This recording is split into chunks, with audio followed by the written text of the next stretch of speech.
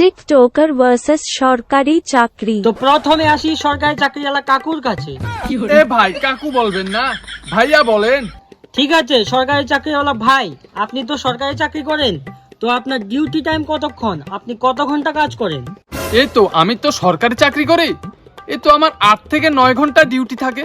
আচ্ছা ঠিক আছে, এবার আসি টিকটকার ভাইয়ের কাছে। তো টিকটকার ভাইয়া, আপনি তো টিকটক করেন, তো আপনার ডিউটি টাইম কতক্ষণ? আরে আমি তো টিকটক করি, আমার কোনো নির্দিষ্ট সময় হয় না, আমি যখন তখন ভিডিও করি। কখনো 20 মিনিট, কখনো 10 মিনিট, কখনো 5 মিনিট, আবার কোনো দিন তো আমার 15 সেকেন্ডে হয়ে যায়।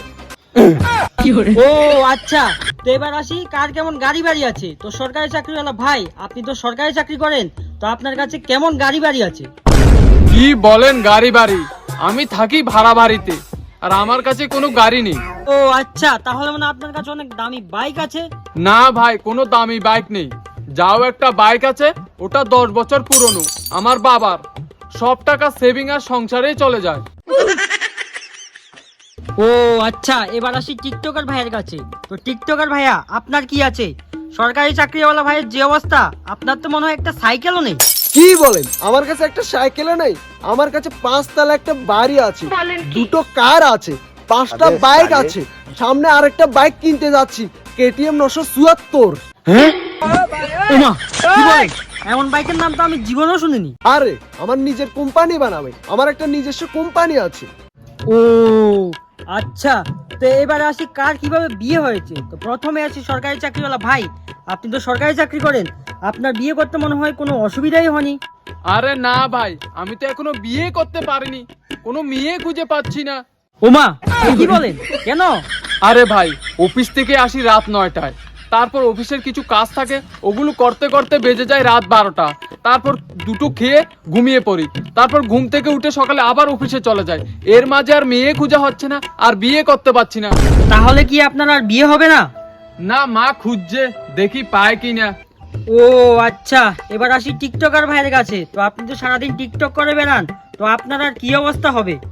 আরে ভাই কি বলেন, আমার একটা বউ আছে, 5টা গার্লফ্রেন্ড আছে, আরো অনেক মেয়ে আমার পিছনে লাইন ধরে দাঁড়িয়ে আছে আমার গার্লফ্রেন্ড হওয়ার জন্য। ওমা, এটা কিভাবে সম্ভব? আরে ভাই, আমি যদি এভাবে মাস্ক পরি না, তাহলে আমি অনেক মেয়ের ক্রাশ হয়ে যায়। আর যদি মাস্ক খুলে এভাবে একটা হাসি দিই না, তাহলে আমি জাতির ক্রাশ হয়ে যাই। হ্যাঁ, ও ভাই, তাহলে আমার জন্য একটা ঠিক করে দেন না। আরে দৌড়মি, আপনি চুপ করেন ভাই, আমার জন্য একটা ঠিক করে দেন ভাই, আমার জন্য একটা ঠিক করে দেন ভাই। ভাই আচ্ছা ঠিক আছে, আপনাদেরও ঠিক করে দেব, কিন্তু তার আগে আপনাদের টিকটক করতে হবে। হ্যাঁ, টিকটক কিভাবে করে? আরে চিন্তা নেই, আমি দেখাচ্ছি। মিউজিক, আমার একটা কল এসেছে। হ্যাঁ হ্যালো। হ্যাকারে তো তোর টিকটক আইডি পুটকি মেরে দিয়েছে। হ্যাঁ, হ্যাঁ ভাই, হ্যাকারে তো তোর টিকটক আইডি হ্যাক করে নিয়েছে। কি বলিস? ও কিভাবে? ওই ওই ও দাঁড়া, আমি আসছি, দাঁড়া। ও কিভাবে? ও ভাই কোথায় যাচ্ছেন ভাই? আমার জন্য একটা গার্লফ্রেন্ড। ভাই ভাই ভাই ভাই, আমার জন্য আর চুপ করেন ভাই, আর চুপ করেন ভাই, আমার সব শেষ হয়ে গেছে, ভাই। ভাই ভাই ভাই, কেন কেন কি হয়েছে?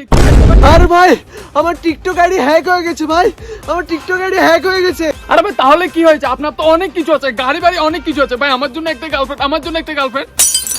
আরে ভাই, ওসব ঢপ ছিল শুধু মেয়ে পটানোর জন্য।